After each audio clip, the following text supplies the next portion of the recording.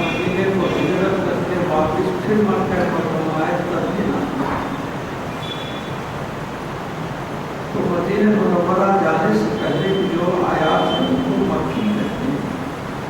یہ سورۃ سورہ قلم مکی کی ہے، اس پر سب کا اتفاق۔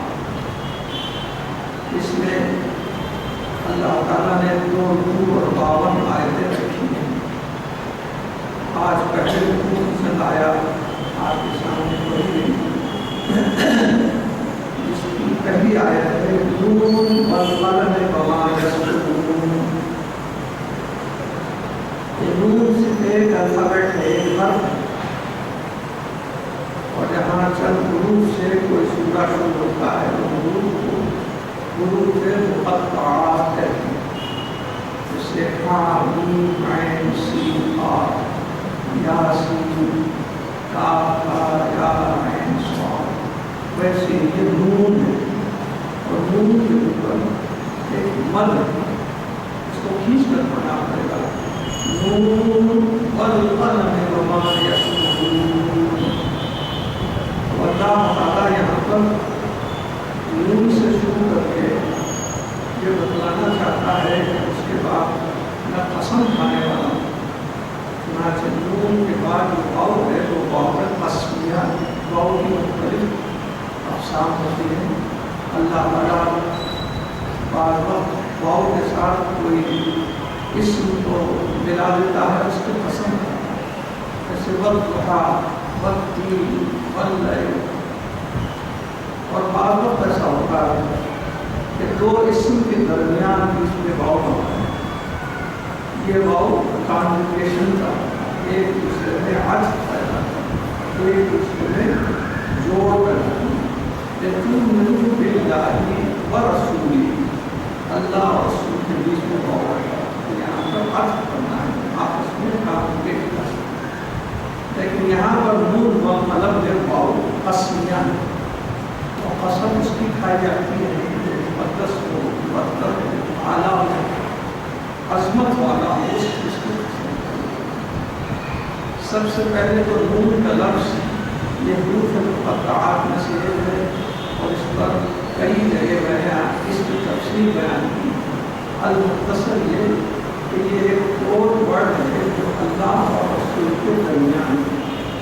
جبریل علیہ السلام نے لے کر بھی آئے تو ان کو بھی اس کا پتہ کیا ہے، مفہوم کیا ہے، معنی نہیں معلوم، یا تو صرف اللہ تعالیٰ ہی اس کا مطلب جانتا ہے، یا اس کے محبوب حضور صلی اللہ علیہ وسلم ہی اس کا مفہوم جانتا ہے۔ ایک کوڈ ورڈ ہے، جو بھی باتیں ہوئے تھے معراج کی شب، جو باتیں ہوئی تھیں اس کی طرف سے اشارہ کیا گیا ہے۔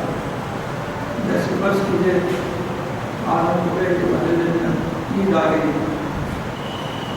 مختلف دکانیں آج کے طور پر لگتی ہیں، اتفاق سے مال ختم ہو گیا، وہ بامبے سے لائے تھے، تو بامبے میں اپنے چھوٹے بھائی کو بیچتا جارجیا کے نام سے، اور اتنے ہزار کا مال وہ دیتا یا نہیں مجھے بولی، تو اس میں 2 صورتیں ہوتی ہیں، تو موبائل کے پوری طریقے سے تفصیل بولتے کہ نہیں وہ دینے تیار نہیں، یہ بات کوئی دوسرا سن نہیں سکتا اور اس کو راز معلوم ہو جاتا ہے، بجائے اس کے یس اور نو کہہ دیتا ہوں، تو یس کا مطلب ہوگا کہ ہاں برابر مل رہا، نو کا مطلب نہیں ملا، یا کوئی کارڈ پہ لکھ کے بھیجا تو اس کے اوپر ہاں یا نہ لکھ دے گا، مطلب ہاں اور نہ کا مطلب خط لکھنے والا جانتا ہے یا جس کے نام پہ خط لکھا جاتا ہے وہی جانتا ہے۔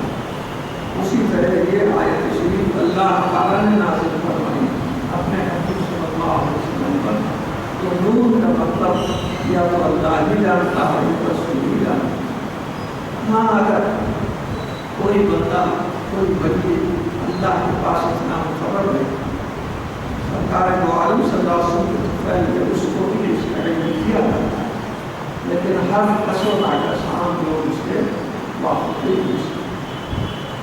اور اس کے بعد واو قسمیہ ہے اور قسم قلم کی، وما یسطرون، اور جو بھی وہ سطریں لکھا کرتے ہیں، سطر سے یسطرون، سطر کے معنی لائن میں کوئی چیز کو عبارت مطلب لکھنا، مضمون لکھنا۔ تو اللہ تعالیٰ پہلے تو نون فرما دیا، اس لیے اس سورہ کو بھی سورہ نون بھی بولتے ہیں، سورہ قلم بھی بولتے ہیں۔ پہلی آیت میں دونوں الفاظ آئے ہیں، جس کا نام ہے سورہ نون معلوم کہتے ہیں معلوم سورہ قلم. اللہ تعالیٰ فرماتا ہے نور آس راس کا اشارہ کر دیا. اللہ اس کے بعد قسم ہے قلم کی جو کہ مختلف سطریں لکھتا ہے. ماں انت بنعمت ربک بمجنون. یہاں قلم سے کیا مراد ہے تفصیل بعض مفسرین یہ کہتے ہیں نون بیان انک فارمولیشن کی ایک سیاہی کی دوات ہے اور اس کے اندر انک بھری ہوئی ہے. اب اس سے کیا لکھا جائے گا کیا نہیں لکھا جائے گا کوئی نہیں جانتا. تو جو کچھ بھی لکھی جائے گی عبارت اس کو اجمالی طور پر مکمل طور پر دوات میں تعالیٰ نے رکھ دیا. اب یہ تفصیلی طور پر قلم اس میں ڈبا ڈبا کے لکھا جائے گا تو یہ تفصیل سے سطروں میں لکھتے چلے جائے گا. تو نور کو بعض رات میں دوات اور قلم کو لکھنے والا اللہ کا آلہ ہے. اور اس میں بات یہ ہے کہ جب تفصیل لکھی جاتی ہے بہت سی باتیں ایسی ہیں زبان سے ایک دوسرے کو سنائی جاتی ہیں مگر وہ ہوا میں ہو جاتی کبھی یاد رہ سکتی ہے کبھی نہیں.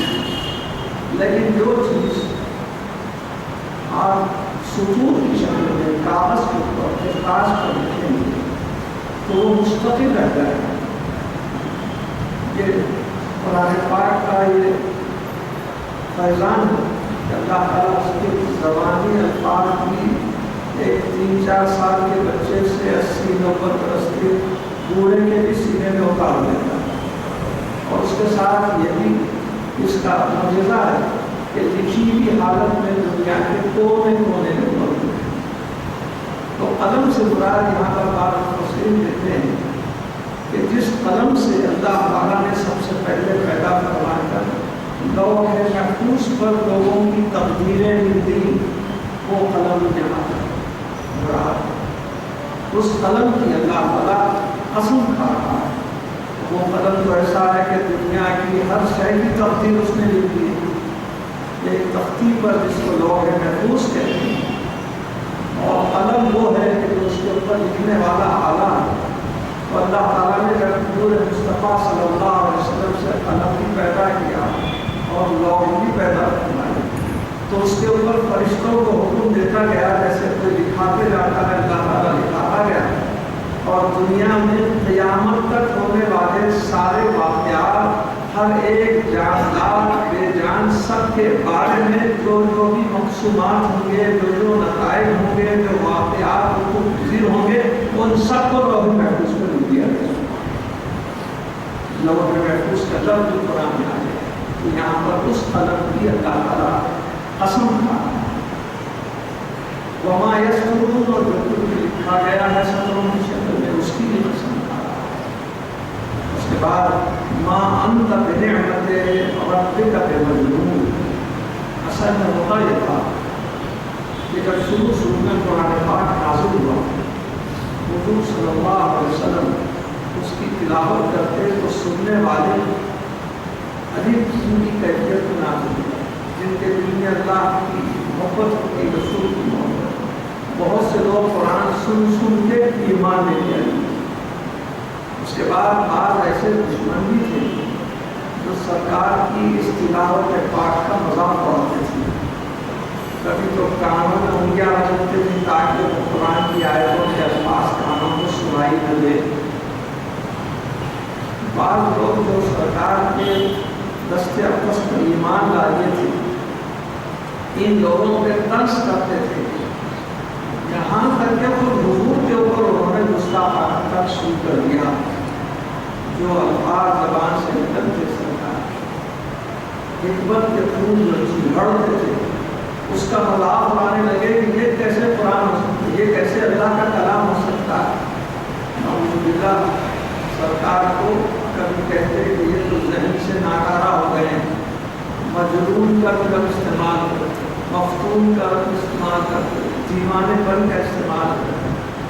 یہی فرما رہا اللہ تعالیٰ کہ وہ لوگ تو زبان سے جو چاہے وہ ہے, ان کے پاس روپیہ ہے, پیسہ ہے, مال ہے, عزت ہے, لیکن اے ہمارے نبی آپ کسی طرح آزردہ مت ہوئے ما انت بنعمت ربک بمجنون آپ کے رب کی نعمت سے رحمت سے عنایت سے ما انت بمجنون آپ ہرگز مجنون نہیں ہیں ان کے بولنے سے آپ مجنون نہیں ہو جاتے ان کے الزام دینے سے آپ نعوذ باللہ پاگل نہیں کہلا سکتے آپ کو تو اللہ تعالیٰ نے اپنے رب کی نعمتوں سے نوازا ہے آپ کا تو یہ حال ہے آپ کے رخ انور پر اگر کوئی نظر ڈال لیتا ہے تو اس کی دل کی دنیا بدل جاتی ہے کوئی شخص آپ کے لبے حکمت سے جو پھول جھڑتے ہیں وہ سنتا ہے آنکھوں سے تو اقتدار سے محسوس کرتی ہے جو کوئی آپ کی صحبت میں ایک مرتبہ بیٹھ جاتا ہے تو ابدی سعادت سے وہ سرفراز ہو جاتا ہے بھلا ایسی شخصیت کو کوئی مجنون بولے تو اس کو یقین کون کرے گا اے ہمارے نبی آپ آزم برمت ہوئیے آپ ہرگز مجنون نہیں ہیں آپ ہرگز دماغ کے ناکارہ نہیں ہیں بلکہ اللہ تعالیٰ نے آپ کو نعمتوں سے نوازا ہے وَإِنَّ لَكَ لَأَجْرًا غَيْرَ مَمْنُونٍ اور ہم نے آپ کو اس کا جو اجر ہے ثواب ہے نعمت ہے جو ہم نے آپ کو عطا کی ہے اس کا اجر اس کا ثواب غیر ممنون یا ممنون کے معنی مفسرین مقتول لکھتے ہیں یعنی ایسی آپ کی فضیلت ہے کہ وہ کبھی ختم ہونے والی نہیں کبھی برخاست ہونے والی نہیں غیر مختوم ہے غیر ممنون ہے غیر مختوم ہے وہ کٹنے والی نہیں ہے وہ ختم ہونے والی نہیں چنانچہ حضور صلی اللہ علیہ وسلم کے فضائل کو طرح سے قرآن پاک میں بیان کیے گئے ایک جگہ سورہ کہف میں اللہ تعالیٰ نے فرمایا قُلْ كَانَ الْبَحْرُ مِدَادًا لِكَلِمَاتِ رَبِّي لَنَفِدَ الْبَحْرُ قَبْلَ أَن تَنفَدَ كَلِمَاتُ رَبِّي وَلَوْ جِئْنَا بِمِثْلِهِ مَدَدًا اس میں ارشاد ہوتا ہے اللہ تعالیٰ کا یہاں پر 2 دریا کا ذکر ہے ایک اور ایک مقام پر 7 دریا کا ذکر ہے تو اللہ تعالیٰ فرماتا ہے میں دنیا میں جھاڑوں کی بھی تعداد زمین کے اوپر بے شمار پیدا کیا ہوں اور پانی بھی ہے کہ سمندر میں 7 سمندروں کو بھر دیا ہوں اگر کوئی ان آیتوں کی تفسیر میں حضرت شاہ عبدالحق محمد سے دہلی رکھتے ہیں ان میں 2 پہلو ہیں جو اللہ تعالیٰ کی تعریف پر جو پوری طرح متفق ہوتے ہیں اور رسول پاک صلی اللہ علیہ وسلم کی فضیلت پر تو فرماتے ہیں شاہ عبدالحق رحمۃ اللہ پورے زمین پر جتنے جھاڑ ہیں ان سب کو قلم بنا لو اور 7 سمندر میں جتنا پانی ہے اس کو انک روشنائی بنا لو اور اس کے بعد میرے محبوب کی فضیلت عظمت لکھنا شروع کرو قلم ختم ہو جائیں گے یہ روشنائی انک ختم ہو جائے گی مگر سرکار کی فضیلت وہی فرمایا وَإِنَّ لَكَ لَأَجْرًا غَيْرَ مَمْنُونٍ وہ ختم ہی نہیں ہوں گے غیر مختوم ہوں گے آپ کی فضیلت آپ کی عظمت کے کیا کہتے ہیں یہ لوگ جو آپ کی ناقدری کرتے کہیں آپ کو دماغ کے ناکارہ دھرم کے ناکارہ مجنون پاگل کہتے ہیں یہ تو پاگل ہے مجنون ہے ان کو آپ کی قدر کیا معلوم ہے آپ کا مرتبہ اور آپ کی عظمت کیا ہے اس وَإِنَّكَ لَعَلَىٰ خُلُقٍ عَظِيمٍ یہ آیت تو بالکل چھوٹی ہے مگر اس کے ایک آیت میں ایک سرکار کی فضیلت کا ایک سمندر ہے کہ چھاٹنے والا اللہ تعالیٰ فرمایا وَإِنَّكَ لَعَلَىٰ خُلُقٍ عَظِيمٍ خود اس کو کہتے ہیں اخلاق اوصاف صفات کوالٹیز جو انسان کے اندر آداب اطوار ہوتے ہیں اس کو خلق کہتے ہیں اگر بی بی عائشہ رضی اللہ تعالیٰ عنہ سے سرکار کے وصال کے بعد کسی نے دریافت کیا کہ سرکار کے اخلاق کیسے تو بی بی نے کیا جواب دیا تو معلوم ہے حدیث شریف میں وَكَانَ خُلُقُهُ الْقُرْآنُ اس کا مطلب مطلب یہ کہ قرآن میں جتنے بھی بہترین نیک کردار اخلاق بیان کیے گئے ہیں، یہ سمجھو کہ آڈیو ٹیسٹ ہے، اس کو ویڈیو ٹیسٹ بنا لو تو سرکار دو عالم صلی اللہ علیہ وسلم کی ذات بن جاتا ہے۔ جتنے بہترین اخلاق ہیں اس کے جامع پیکر مجسم اگر کوئی ہو سکتے ہیں تو حضور صبر کائنات لعلی خلق عظیم، عظیم کے معنی جس سے بڑا کوئی نہیں ہو سکتا، تصور بھی کر رہے ہیں بڑائی کا تو اس سے زیادہ ہے، اس کو عظیم کہتے ہیں۔ تو آپ کے اخلاق ایسے عظیم ہیں، لعلی یہاں پر علا جو ہے استعلا کے لیے، بلندی کے لیے، کسی کو نیچے رکھ کر اس پر فوقیت بتانے کے لیے، اس کے اوپر فضیلت بتانے کے لیے علا کا لفظ استعمال کیا گیا۔ مطلب یہ آدم علیہ السلام سے آپ کے پہلے نبی حضرت عیسیٰ علیہ السلام تک ہم نے ہر ایک کو کسی نہ کسی قسم کی اچھے اخلاق سے نوازا۔ آدم کو صفوت سے نوازا، ابراہیم کو خلت سے نوازا، سلیمان کو حکومت سے نوازا، یوسف علیہ السلام کو حسن و جمال سے نوازا، داؤد علیہ السلام کو حکمت سے نوازا، موسیٰ علیہ السلام کو صبر سے نوازا۔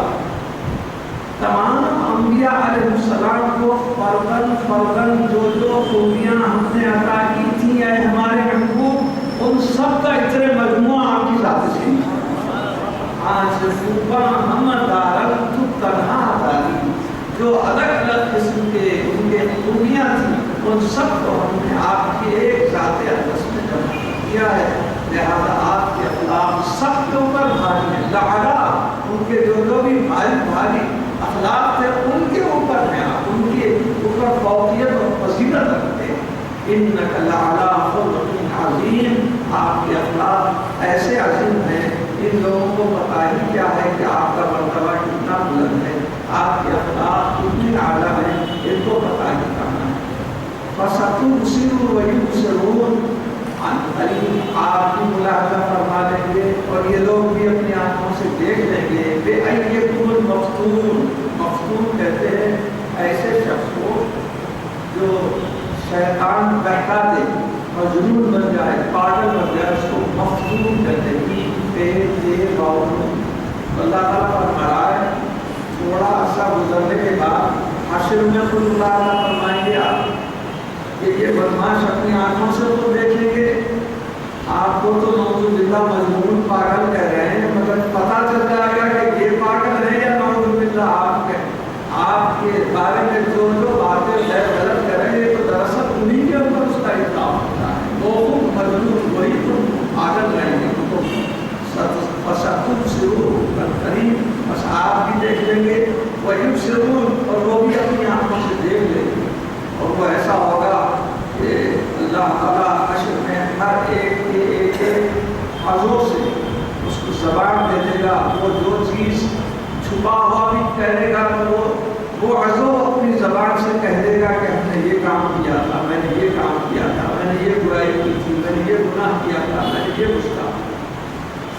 إِنَّ رَبَّكَ هُوَ أَعْلَمُ بِمَنْ ضَلَّ عَنْ سَبِيلِهِ، بے شک آپ کا رب خود جانتا ہے بِمَنْ ضَلَّ عَنْ سَبِيلِهِ، ضلع میں گمراہ ہوا، کون آپ کے راستے سے گمراہ ہو گیا، یہ تو اللہ تعالیٰ بہتر جانتا ہے، ان کے زبان سے جب کلمے نکلے تو کیا وہ صحیح ہو جائیں گے، اللہ تعالیٰ کا ہی فیصلہ ہے۔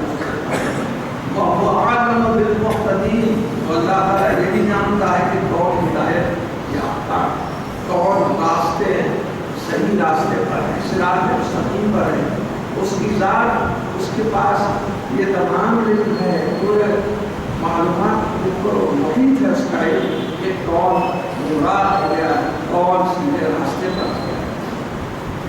فَلَا تُطِعِ الْمُكَذِّبِينَ، اس لیے ہمارے محبوب آج ان جھوٹوں کے پاس کوئی اپنا وقت گزاریے، ان کی بات مت سنیے، ان کا ساتھ مت دیجیے، ان کی تعریف مت کیجیے، وہ لوگ آپ کو مختلف مشورے کہیں گے، کہیں آپ اس کے پیچھے ہرگز ان کا ساتھ مت دیجیے۔ وَدُّوا لَوْ تُدْهِنُوا فَيُدْهِنُونَ، اب اللہ تعالیٰ یہاں پر کوئی خاص بات کہ یہ لوگ کوشش کریں گے کہ آپ کے ساتھ کچھ سمجھوتا کر لیں. لہن کے معنی ہوتے ہیں نرمی. آپ اگر نرمی برت لیں تو یہ لوگ بھی نرم دل ہو جائیں گے. یہ کوشش کریں گے آپ کے پاس آئیں، لیکن آپ ان کی طرف توجہ نہیں کرنا. مثلا کیا نرمی برتیں گے؟ وہ آگے کہیں گے اچھی بات ہے آپ خدا کو ایک جانتے ہیں اور ہم اتنے لوگوں کو اپنے خدا مانتے ہیں. ایسا کریں گے مہینے میں 15 روز آپ کے خدا کو ہم مان لیتے ہیں، باقی کے 15 روز ہمارے خداؤں کو آپ مان لیجیے. یہ شرط لے کر آئیں گے تو کہیں گے آپ نرم دل ہو جائیے تو ہم بھی نرم دل ہو جائیں گے. ہم آپ کی توہین نہیں کریں گے، آپ کو برا بھلا نہیں بولیں گے. اللہ تعالیٰ فرماتا ہے یہ کیسے ممکن ہو سکتا ہے؟ وَلَا تُطِعْ كُلَّ حَلَّافٍ مَّهِينٍ حَمَّازٍ مَّشَّاءٍ بِنَمِيمٍ مَّنَّاعٍ لِلْخَيْرِ مُعْتَدٍ أَثِيمٍ عُتُلٍّ بَعْدَ ذَلِكَ زَنِيمٍ. یہ 10ویں 11ویں 12ویں اور 13ویں آیت. اس میں جملہ 10 قسم کی گستاخیاں سرکار کی شان ہے اور اس کی بد کرداری کا ذکر. مفسرین فرماتے ہیں کہ یہ دراصل ایک ایسا گستاخ رسول تھا جو حضور کی شان میں طرح طرح کی باتیں بیان کرتا، بے ادبی کی، آپ کی توہین کرتا، لیکن وہ بد کرداری کا مجموعہ تھا. اس میں طرح طرح کے نقائص تھے، عیب تھے. مفسرین 3 نام دیتے ہیں. ایک کا نام ہے ولید بن مغیرہ اور دوسرے کا نام ہے اسود، تیسرے کا نام ہے اخنس. یہ 3 ایسے ہیں، ولید اور اسود اور اخنس. ان 3 کی طرف مفسرین کا اشارہ، مگر زیادہ تر مفسرین ولید بن مغیرہ کی طرف گئے. اسی کے بارے میں اللہ تعالیٰ نے یہ باتیں بیان فرمائی ہیں اور ان آیتوں میں 10 عیب بیان کیا. وہ 10 عیب کا مجموعہ تھا. اب آپ سمجھیے کہ کون سے عیب ہیں. سرکار صلی اللہ علیہ وسلم وَلَا تُطِعْ، ان کی ہرگز تعریف مت کیجیے، ان کا ساتھ مت دیجیے. وہ شخص کیا ہے؟ کُلَّ حَلَّافٍ مَّهِینٍ، جو ہمیشہ جھوٹی قسمیں کھایا کرتا. مہین کے معنی ہے ذلیل. حمازن، نکتہ چینی، آپ کی شان میں عیب نکالے گا، گستاخیاں کرے گا. حماز ہے. مشائن، بہت چلنے والا ہے کائی کے لیے. بنمیم، چغلی، غیبت، ان چیزوں کے لیے زیادہ چلنے والا ہے. کہ یہاں پر آیا کچھ کیا، پھر گزر گیا، وہاں جا کے کچھ کیا. آپ کی شان میں طرح طرح کی گستاخی کرنے کے لیے اس کی چہل پہل ہوتی ہے. اس کے بعد فرمایا مناع للخیر، خیر مانے نیکی. اس کا کام یہ ہوتا ہے جو نیک کام کرتا ہے اس کو سخت منع کرتا ہے یہ کام غلط ہے اور برے کام کی ترغیب دیتا ہے. منع کرنے والے کو منع کہتے ہیں. اور منع کے اندر نون کو تشدید آ جائے تو اس میں مبالغے کا صیغہ ہوتا ہے. مثلا غفار کے معنی بہت بخشنے والا، ستار بہت سا ستر کرنے والا، چھپانے والا. اس لیے منع معنی ہمیشہ بہت منع کرتا تھا خیر سے، نیکیوں سے، برائیوں کی ترغیب. معتدل عتیم، معتدل کے معنی ہیں بالکل اکھیڑ پر، بالکل گاؤٹی پر، انتہائی اور تہذیبی کا مظاہرہ. اور اسیم کے معنی میں بہت بڑا گناہ گار. اس کے بعد آگے فرماتا ہے عُتُلٍّ بَعْدَ ذَلِكَ زَنِيمٍ، اور اس میں مزید برائیوں کے ساتھ ایک یہ برائی تھی کہ وہ بے اصل تھا. کیا معنی بے اصل؟ بے اصل کے معنی وہ اپنے باپ کی جائز اولاد نہیں تھا، وہ حرام زادہ تھا. اس کی تمام بایوگرافی اللہ تعالیٰ نے بیان فرمائی، پورے اس کی خصوصیات بیان کر کے آخر میں اللہ تعالیٰ نے رکھ دیا یہ جب یہ آیتیں اتری تینوں آیتیں تو ولید بن مغیرہ ایک ایک چیز جو اس میں بیان کی گئی ہے اللہ تعالیٰ اس کی تصدیق کر رہا تھا، دل بھی اس کی تصدیق کرنے لگا. ہاں میرے لیے یہ پڑھی ہے، جھوٹے حلفاں لیتا ہوں میں لوگوں کو جا کے جو نیک کام کرتے ہیں ان کو منع کر کے برائی کی ترغیب دیتا ہوں، میں اس قسم کی چغلی روتا ہوں، غیبت کرتے ہیں، سب چیزیں اس کا دل بھی گواہی دے رہا تھا، دیکھ تیری صحیح اللہ تعالیٰ نے تصدیق کر دی. لیکن جب آخر میں اللہ تعالیٰ نے فرمایا وَبَعْدَ ذَلِكَ زمین، اور اس سب کے اوپر خطبہ یہ ہے کہ وہ بے اصل ہے، اس کے نسخے میں فرق ہے، اور اس کو غصہ آ گیا، ننگی تلوار لیے تھے ماں کے پاس پہنچے. سچ سچ بتا کہ کیا معاملہ ہے، اللہ کا کلام غلط نہیں ہوتا. دیکھیے آپ خدا کے کلام پہ کوئی یقین بھی ہے اور اس کے ساتھ ساتھ اس کا انکار بھی کر رہا ہے. جو باتیں 10 امور بیان کیے گئے ہیں ان آیتوں میں وہ میرے اندر موجود ہیں پورے، مگر یہ آخری بات کیا ہے تو ہی جان سکتی ہے، کوئی دوسرا آدمی نہیں جان سکتا. لہذا تو سچ سچ بتا، نہیں تو اسی تلوار سے تیرا ساتھ خلق کر دوں گا. اس نے کہا ہاں تیرا باپ مغیرہ بڑا دولت مند، بڑا مالدار تھا،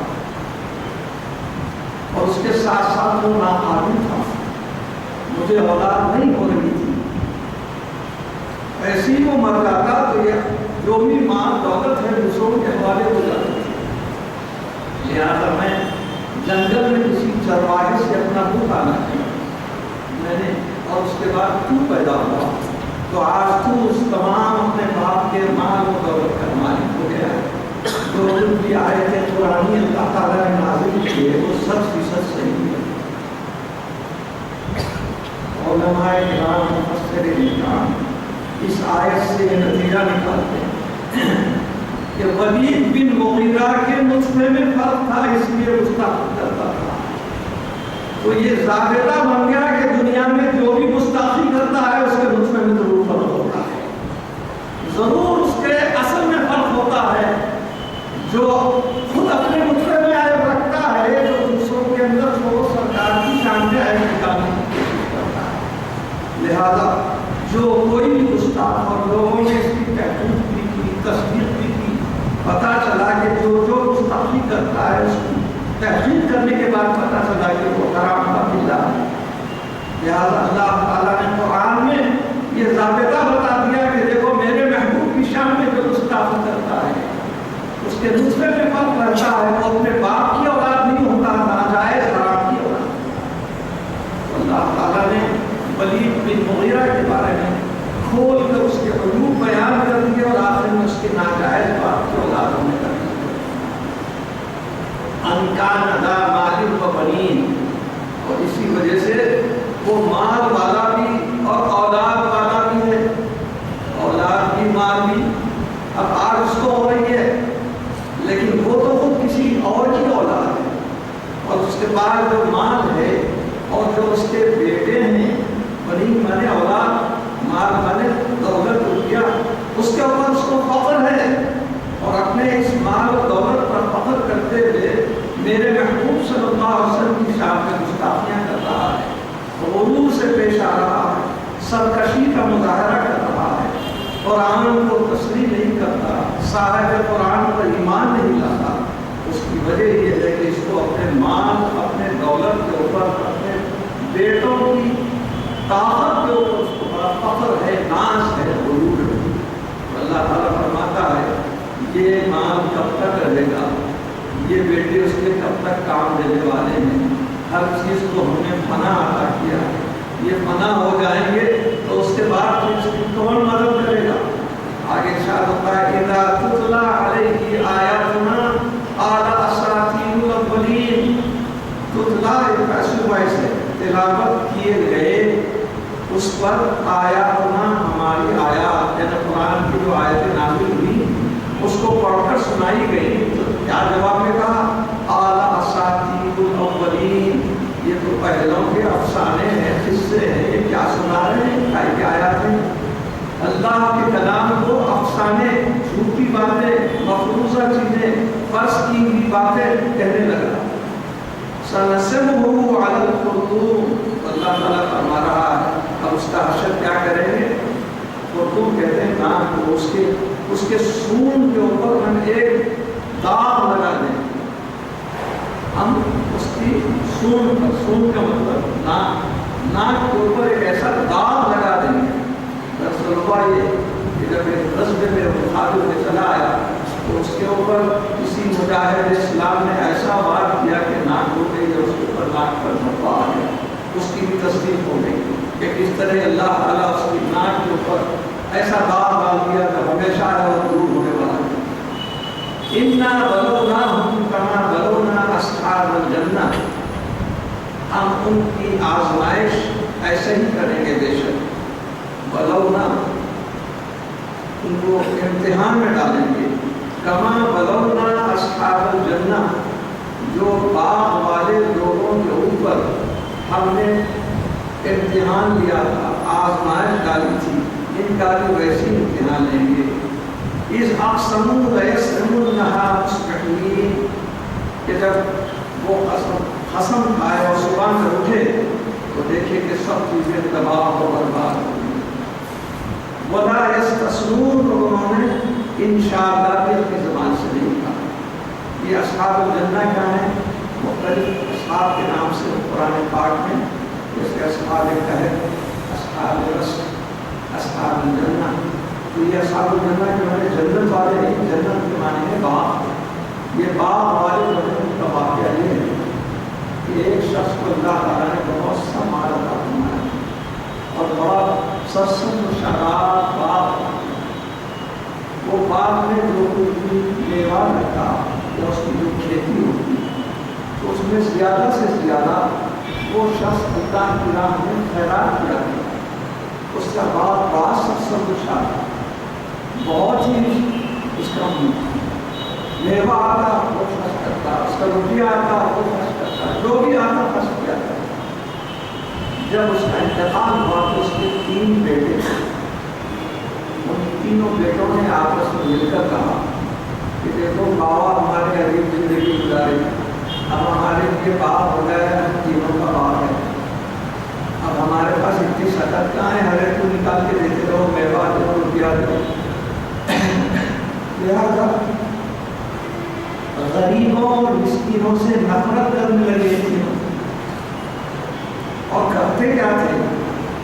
اپنا مال لانے کے لیے، باغ سے میوہ لانے کے لیے دن میں جا کے نہیں توڑتے تھے.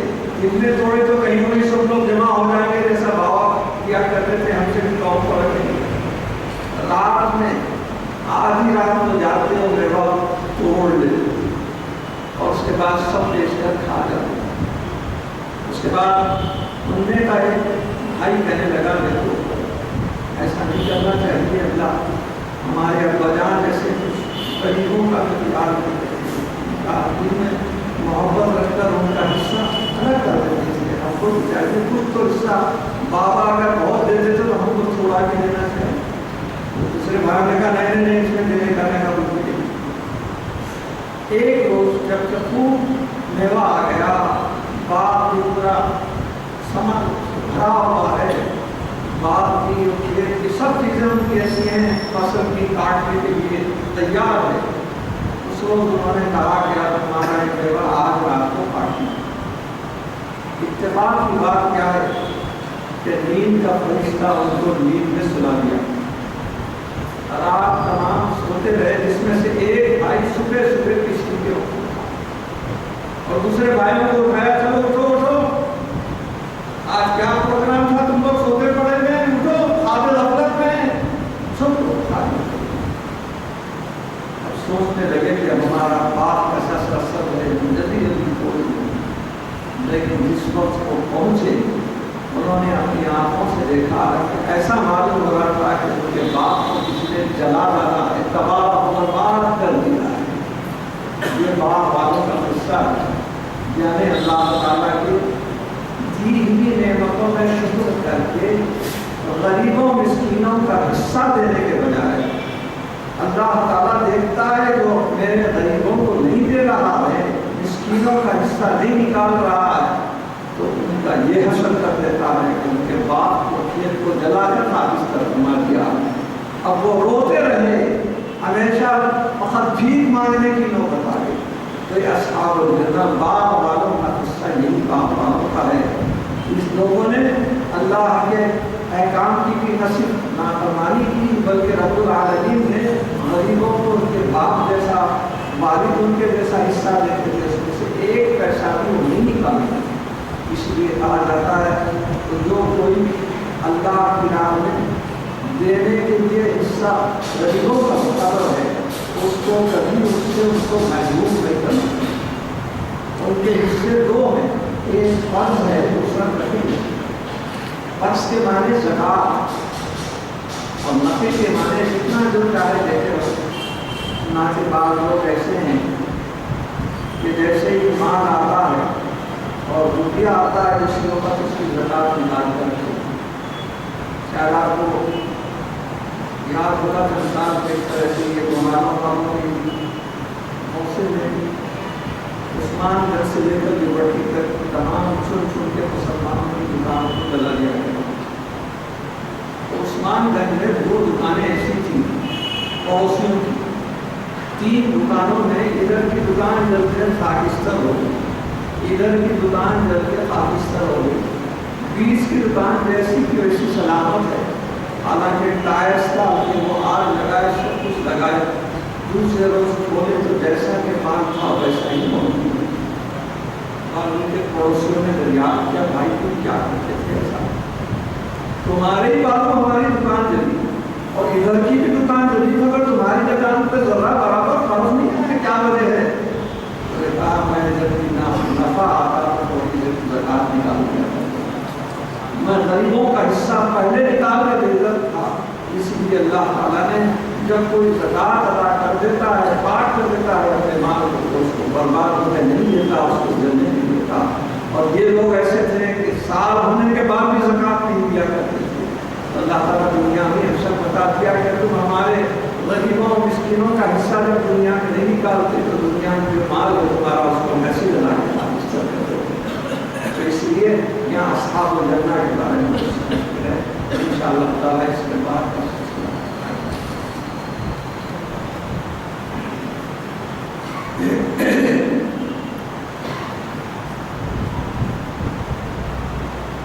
آج کی حدیث شریف سماعت فرمائیے. حضرت ابو ہریرہ رضی اللہ تعالیٰ عنہ سے راوی ہیں.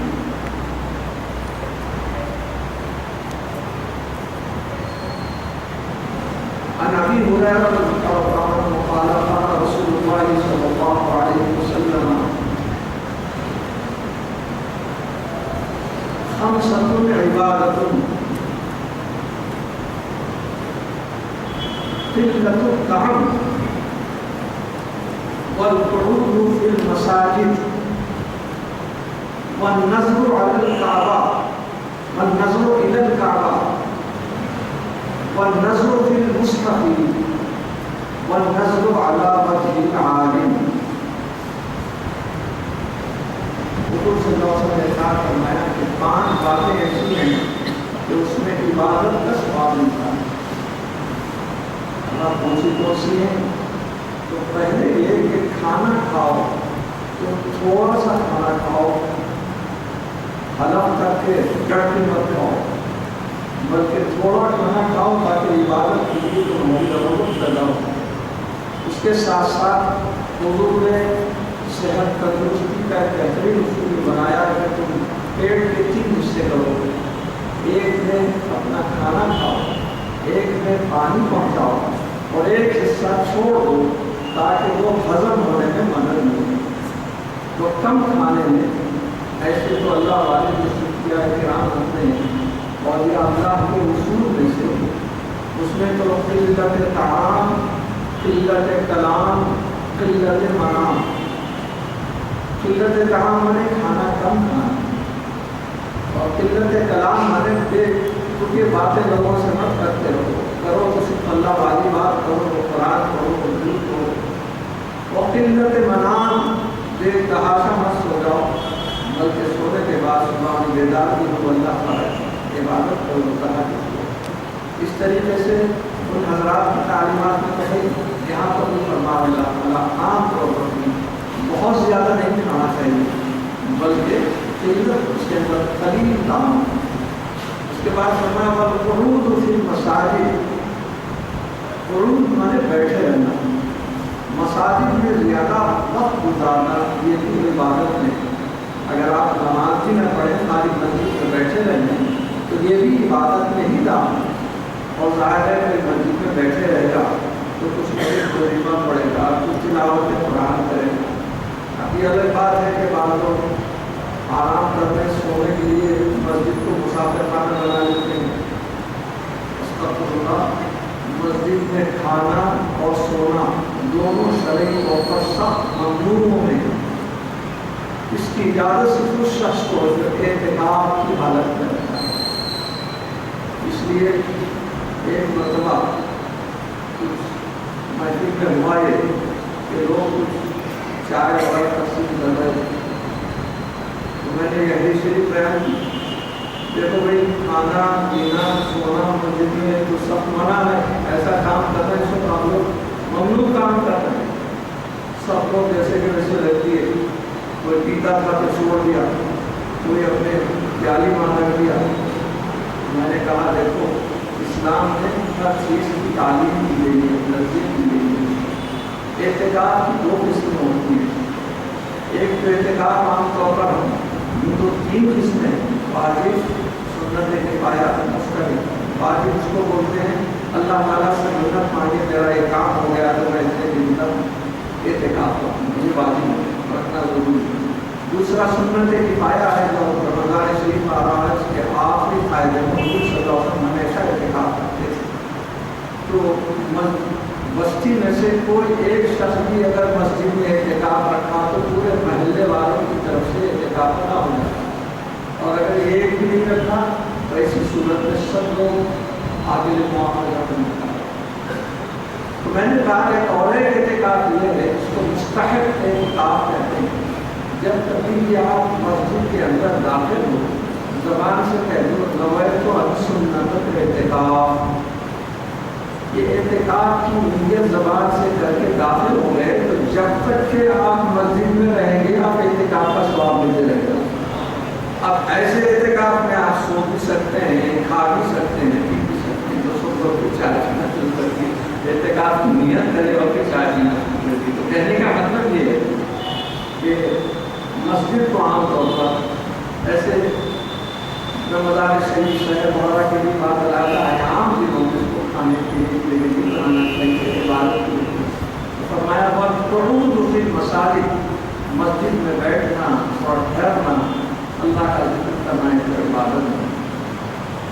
والوجہ الی الکعبہ، تیسری چیز کیا فرمائی آپ نے؟ کعبۃ اللہ کو صرف دیکھتے رہنے عبادت ہے. کچھ بھی نہیں کر رہے ہیں، خالی دیکھ رہے ہیں، پڑھ رہے بھی نہیں، تلاوت بھی نہیں کر رہے ہیں، اللہ کے گھر پہ صرف نظر ڈال رہے ہیں تو بس کوئی عبادت ہے.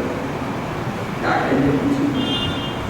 مگر آج کل ایک شیطانی چیز ہو گئی اور آپ اللہ ہر کسی کو لے جائے ایک ٹاور بنائیں، بڑی گھڑی لگا کے خانے کعبہ سے 10 گنا اونچا. تو اب جو بھی جاتا ہے خانے کعبہ پہ نظر ڈالنے کے بجائے وہ اس کے اوپر نظر ڈالتا ہے. بنانے والے کو عذاب لگا. دراصل خانے کعبہ پہ نظر ڈالنا عبادت ہے، اس پہ دیکھنا عبادت نہیں ہے. لوگ عجوبہ سمجھ کے ادھر دیکھ رہے ہیں مگر اصل تو کعبے پہ نظر ڈالنا ہے. اس کے بعد فرمایا والنظر فی المصحف، مصحف کہتے ہیں قرآن پاک صحیفہ آسمانی.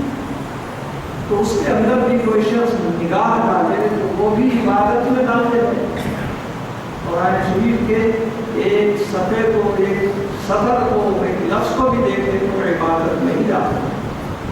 اس لیے کبھی آپ دیکھتے ہوں گے زیادہ اچھا علم یا ختم قرآن ہو رہا ہے، بعض حافظ قرآن کے بیٹھے رہتے ہیں، انہوں بھی لے کے پڑھنا شروع کرتے ہیں. لوگ بولتے ہیں کہ پڑھنا دے دینا ہمیں یہ پیکٹ اٹھاتے ہیں.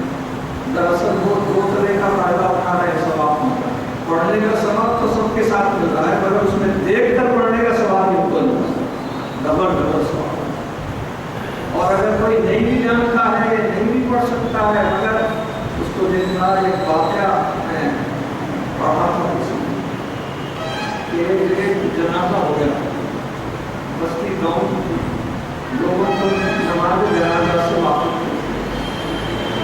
اب منتظر ہے کوئی آئے تو نماز پڑھائیں گے، لیکن تیار نہیں، ایک صاحب اپنی کوئی ڈیوٹی کو کمپنی کو جا رہے ہیں، جاتے جاتے کہنے کہ آپ کو کیوں کرے گئے خدا ہم سے نماز جنازہ ہے، اگر آپ کو واقف کرتا ہوں وہ بیچاروں کا بہت نماز جنازہ پڑھ دیا، بلکہ ان کو اتنا دل میں رحم آیا کہ تصویر میں بھی لوگ نہیں کرے، خبر میں اتارنے میں بھی وہ بڑے شریک رہے، سب کچھ کرتے چلے گئے۔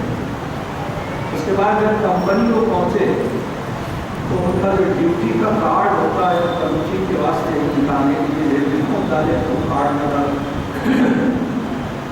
شان میں سوچنے کی کام کیا ہے، ویسے تو لے کے نکلا غور کرے تو پتا چلا کہ خبر میں اترا تھا، اس کو جنازے کو ڈالنے کی خبر میں تو نہیں مل گیا، مگر ابھی پوری مچھلی ہے تو جا کے ان سے پوچھتے تھے دیکھ لیں گے، واپس آیا کہ ایسا میرا کارڈ کر مل گیا، آپ کو نکالت کیے تو ذرا دیکھیے تاکہ میں دیکھتے کہا آپ کو ہمارے مسئلے ہیں، نماز پڑھائے، ترتیب کا طریقہ بتائے، سب کچھ کرے، آپ کو اجازت تو وہ صاحب دیکھتے ہیں اس واقعے میں کہ جیسے ہی مٹی ہٹائے تو کیا دیکھتے ہیں کہ گلاب کے پھولوں کی سیج میں صاف ہو رہے ہیں، حالانکہ نہ کوئی گلاب اندر ڈالتا، نہ کوئی گلاب کی سیج ڈالتا، جو جنازہ ہے ڈیڈ باڈی کے اوپر گلاب کی سیج ہے کہ بنی ہوئی، اور ذرا چھوٹو دیکھو ان کو اپنا کارڈ بھی مل گیا، مگر ہم حیرت کی پڑتے ہیں پوچھتے تھے دیکھ ان کا کیا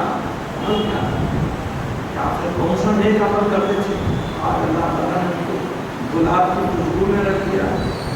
پوچھے تو ایک ساتھ بولے دیکھیے ان کو قرآن کا بڑا شوق پڑھنا نہیں آتا، تو روزانہ صبح میں قرآن کھولتے تھے، مثلاً پہلا پارہ جہاں سے شروع ہے الف لام میم، پہلی سطر پہ اپنی شہادت کی انگلی رکھے ایسا پھیلاتے جاتے تھے جیسا کہ پڑھ رہے ہیں، پورا صفحہ ختم ہونے کے بعد دوسرا صفحہ شروع کرتے، اس کے بعد تیسرا صفحہ، ایسے روزانہ ایک پارہ ختم کرتے، حالانکہ پڑھنا نہیں آتا تھا، صرف انگلی رکھ کے وہ یوں سمجھتے تھے کہ میں قرآن پڑھ رہا ہوں۔ یہ اللہ تعالیٰ اسی کا غالب نظر دیا ہے کہ آج اللہ تعالیٰ ان کو کس لیے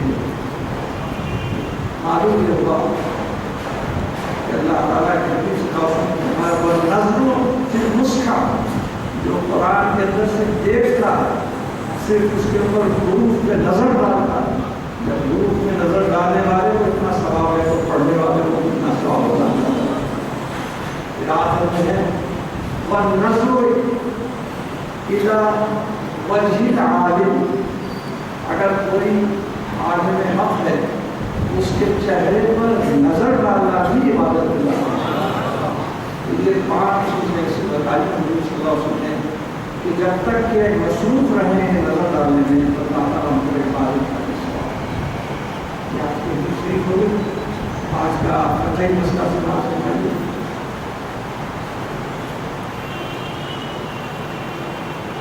عام طور پر ہم نماز پڑھتے ہیں، عبادت کو جلدی بھی ہوتی ہے جانے کے لیے، جلدی جلدی نماز پڑھتے ہیں، مگر نماز کے فرائض کیا ہیں، واجبات کیا ہیں، سنتیں کیا ہیں، اس سے واقف ہونا چاہیے۔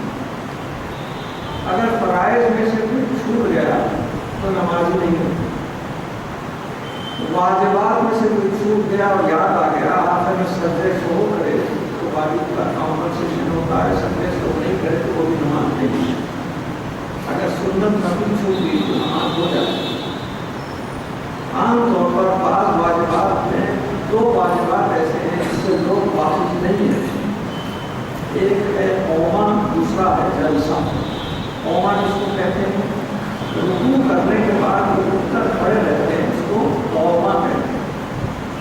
پہلے سورہ وغیرہ جو پڑھتے ہیں اس کو آئے گا تو اس کو قوما نہیں کہتے، بلکہ جو آپ رکوع کر کے کھڑے رہتے ہیں تو اس کو کہتے ہیں قوما۔ اگر کوئی شخص سیدھا کھڑے نہ رہے، اپنی پیٹھ کی ہڈیاں سیدھی کر کر کھڑے رہے، بلکہ آگا اٹھ کے تھوڑی ڈائی مار دیا تو وہ واجب اس سے ادا نہیں۔ دوسرا واجب ہے جلسہ. کس کو کہتے ہیں جلسہ؟ دو سجدوں کے درمیان جو بیٹھتے ہیں اس کو جلسہ ہے.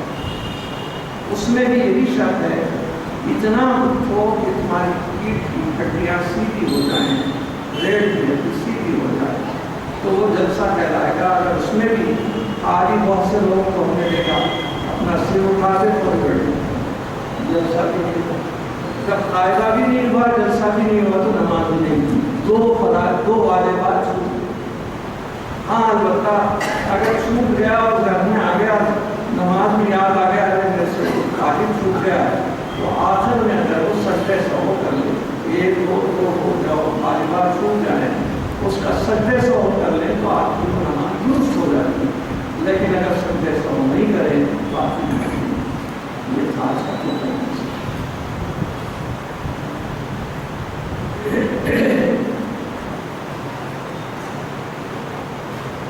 Two groups in a mosque have argued on how the members should be. One said steps are compulsory, another said it is not compulsory to this guide. Member کے لیے سرکار دو عالم صلی اللہ علیہ وسلم کے زمانے کی سنیاں ہوتی ہیں. آج بھی سرکار کا جو ممبر موجود ہے مدینہ منورہ اس میں بھی برابر ہے, بلکہ اس میں کئی احادیث بھی موجود ہیں. مثال کے طور پر حدیث میں کہ حضور صلی اللہ علیہ وسلم دنیا کے ممبر پر چڑھ رہے تھے.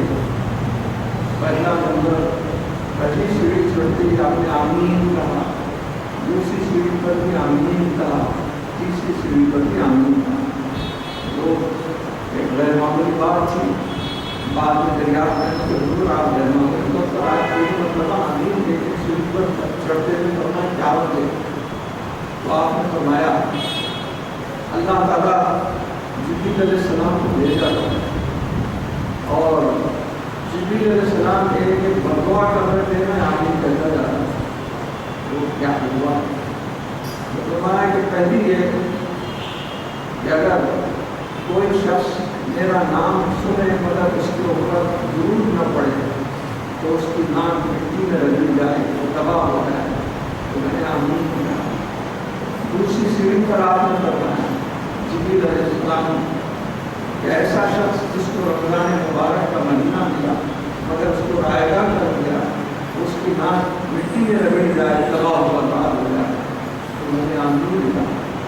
کہ تیسرے دن کسی کو والدین نصیب ہو لیکن اس کی خدمت سے وہ محروم رہے, ان کو بجائے راحت پہنچانے کی تکلیف پہنچائے, کہ وہ بھی اس کی ناک مٹی میں رگڑی جائے, وہ بھی تباہ و برباد ہو جائے. تو میں نے آمین کیا.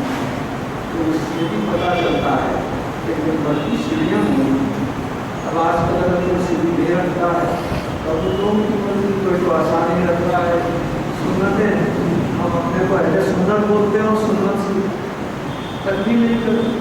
حالانکہ دنیا میں پیدا ہوئے جب سے سنتیں شروع ہوتی ہیں, قبر میں دفن کرے تو سنتیں, سنتوں سے ہماری زندگی کا آغاز ہوتا ہے, سنتوں پر یہ اختتام ہوگا.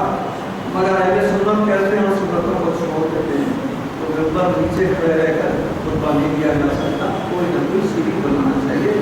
پہلے حضور صلی اللہ علیہ وسلم اس میں خاندانہ کے لیے روایت موجود ہے کہ پہلے سرکار دو عالم صلی اللہ علیہ وسلم ذرا ایک درخت کو ہاتھ لگا کے ممبر پر رہتے تھے, میں درخت کا ٹیکا لے کر کھڑے تھے. اس کے بعد کوئی ایک ایسے صحابی تھے, کہا کہ میرا بچہ کارپینٹر ہے, اگر آپ اجازت دیں تو سیڑھیوں کا نمبر بنا دیتے ہیں. تو آپ نے اس کو اتفاق کیا تو آپ نے سیڑھیوں کا نمبر بنایا. کئی ایسے حادث ہیں جس سے نمبر کا ثبوت ہے. اور اگر آج کوئی کہہ رہا ہے نمبر کی ضرورت نہیں تو یا تو معلومات نہیں, اگر نہیں ہے تو کسی سے پوچھنا چاہیے. خام خواہ اس کی سنگی بحث نہیں.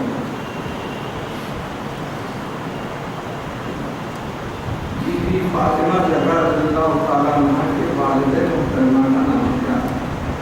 یہ تو زبانی یاد رکھنا چاہیے. آج کل اگر کوئی بولے تھوڑا فلم میں کون ایکٹریس کام کر رہی ہے تو کوئی نام بولتے ہیں. ہماری زندگی ساری زندگی پر سکتے ہیں. سرکار دو عالم صلی اللہ علیہ وسلم کی سب سے پہلی زوجہ محترمہ ام المؤمنین بی بی خدیجہ الکبریٰ رضی اللہ تعالیٰ عنہا کی صاحبزادیاں, 4 صاحبزادیاں تھیں. میں نے خاص ہونے پر گرودوارا جانے کی مگر گھر والے اجازت نہیں دے رہے کیا میں مسکین غریب کو کھانا کھلا کر ختم کر سکتا ہوں؟ یہ مطلب ختم کرنے کے لیے کوئی اور کام کرنا چاہیے. لاسٹ سنڈے کو بھی آیا تھا اور میں اس کو وضاحت کیا تھا. منت کہتے ہیں اللہ تعالیٰ سے کوئی چیز مانگنا اور اس کی تکمیل ہونے کے بعد وہ کام کو عمل کرنا، یہ منت کہلاتا ہے. اور اگر کوئی بزرگوں کے ساتھ کوئی ایسا ارادہ کرنا ہے کہ میں نیاز کروں گا اور اس کا ثواب دوسروں کو پہنچاؤں گا تو نیاز کہلاتا ہے. منت اور نیاز میں فرق ہے. آپ نے جو یہ منت کا یہاں پر لفظ لکھا ہے یہ اللہ تعالیٰ سے مانگنے کا ہے. اور جب آپ کامیاب ہو گئے، اللہ کامیاب کر دیا تو آپ بے وفائی کر رہے ہیں، جو وعدہ کیے اس والے کے خلاف کر رہے ہیں جیسا کی تھی آپ اس کی کر رہے ہیں. عرض گزارش ہے کہ میں والدہ بیٹی اور نوازی کو زکوٰۃ دے سکتی ہوں یا نہیں، کیونکہ بیٹی بہت ضرورت مند ہے. سامان بہت ساری میں آپ سے معلوم کر رہی ہوں دے سکتے ہیں. شریعت میں بیٹی، نواسی یا بیٹے، پوتری سب لوگوں کو دینا سخت منع ہے. اس سے زکوٰۃ ادا نہیں ہوتی. اصول اور فروع دونوں کو بھی زکوٰۃ دینے سے زکوٰۃ ادا نہیں ہوتی. اصول بولتے ہیں بابا، اماں، دادا، نانا، پردادا، پڑنانا، اس کو اصول کہتے ہیں. اصل کی جگہ اصول. اور فروع، فرع کی جگہ فروع. فروع کے معنی بیٹا، بیٹی، پوترا، پوتری، نواسا، نواسی، پڑ نواسا، پڑ نواسی، پڑ پوترا، یہ سب فروع کہلاتے ہیں. تو اس لیے وہ لوگ اتنے بھی غریب ہو گئے. زکوٰۃ کے ذریعے ہی ان کی امداد کرنے کی کیا ضرورت ہے؟ زکوٰۃ جن کا حصہ ہے ان کو دے دیجیے. آپ ان کے لیے علاقہ حصہ دلاتے سادات کے نام کو بھی ادا دینا، زکوٰۃ کرنا. بعض ہزار سوال کرتے ہیں سادات کو غریب میں دینا ہے. ارے صاحب اس زکوٰۃ میں سے دینا کیا ضروری ہے؟ زکوٰۃ کو بالکل آپ کے آن کا بیل ہے سب وہ زکوٰۃ سادات کو کیسے دے سکتے ہیں؟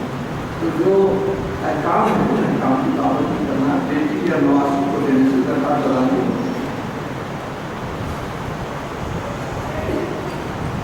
اگر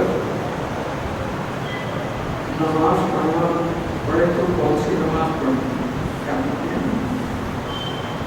نماز فرض پڑھنے کے بعد اور نماز آپ ادا کر لیے تو دوسری نماز پڑھنے کی اجازت ہو.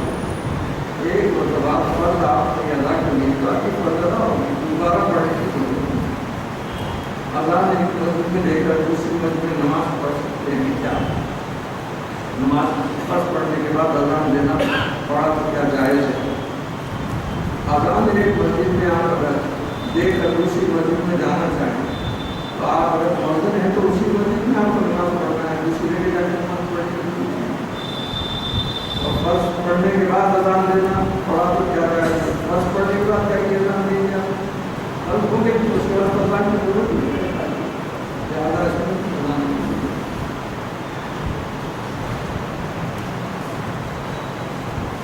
میں انٹرمیڈیٹ پاس ہو جاؤں دعا کیجیے. اللہ تعالیٰ آپ اپنا نام لکھیے، نہ اپنے بابا کا نام، نہ اپنے ماں کا نام. خالی آپ جتنے بچے میں آپ نے دیے ان سب کو اللہ تعالیٰ I am trying for USA students visa. Please pray for me.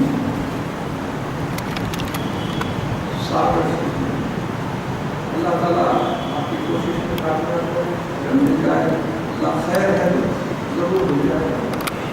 جناب اقبال صاحب ساکر ہمارے والے اتنا ساتھ اللہ تعالیٰ اقبال صاحب صحت کام کرنا ہے اور شفایا. My daughter is family member, not so many. They are torturing her unnecessarily.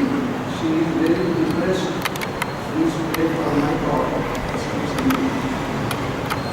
आपकी daughter in-laws, my daughter-in-laws family members are not so good. Allah Ta'ala उनको नेक तौफीक दे, उनमें मोहब्बत पैदा करे, अखलाक को रास्ते बिल्कुल अभी आपने इनमें कलाला उसकी नज़ीम सरकार की ये तालीमात उनके अच्छे से अच्छे अखलाक पैदा करें, वैसे ही मुसलमान बुरे अखलाक पैदा करें। गुजारिश करना ये है कि मैं 6 महीने से बेरोजगार हूँ, कहीं कोई काम नहीं मिल रहा, दुबई जाने का इरादा करता हूँ, हमारे पास दुबई का लाइसेंस भी है, अल्लाह हमारी हमारी मदद करवाए। आपको अगर दुबई जाना है तो आपको ये अपने को भी है तो अल्लाह ताला इंतजाम करेगा, लेकिन यहाँ तक ये रोजगार की यूनिवर्सिटी सूरह आल इमरान की आयत नंबर 26 और 27 को हर नमाज के बाद नंबर आप के साथ कर दुआ कीजिए, अल्लाह ताला को मेरे वालिद की गर्दन में दर्द रहता है और सीधे हाथ पर भी उसका असर पड़ रहा है, बड़ा दर्द हुआ। दर्द के मुख्तलिफ अक़साम हैं, दर्द में गर्दन का दर्द, एक तो तकिए पे ऊंचे नीचे सो जाए तो दर्द होता है, और एक दर्द होता है स्टेरॉइड का दर्द, तो उसकी तशख़ीस कराना। अगर ये किसी तकिए पर ऊपर नीचे हो गया है तो उसको थोड़ा सा उसको भी माँ वहाँ लगा के शेकी कम हो जाए, लेकिन अगर वो थायराइड है तो किसी डॉक्टर से अल्लाह ताला से दुआ है। जितने भाइयाँ बहन हमारे यहाँ पर मुझे भी जाए जो बीमार है नहीं सिखाएगा या अल्लाह जो बीमार है उससे काम करता करना, बेरोजगार है तो रोजगार का करना, और जो लावलत है तो सारे औलाद बना दे, जिनकी औलाद मौजूद है उनकी औलाद को खिलाए हमारे भाई बहनों की बेटियाँ बड़ा शादी पूरा बैठी है, इस नजर पाठ के फैसलों के बैठ के अच्छे पैगाम पहुँचा दे और शादी में हमारा खातिमा ईमान पर करना कलेमा और ईमान के ऊपर हर मुसलमान का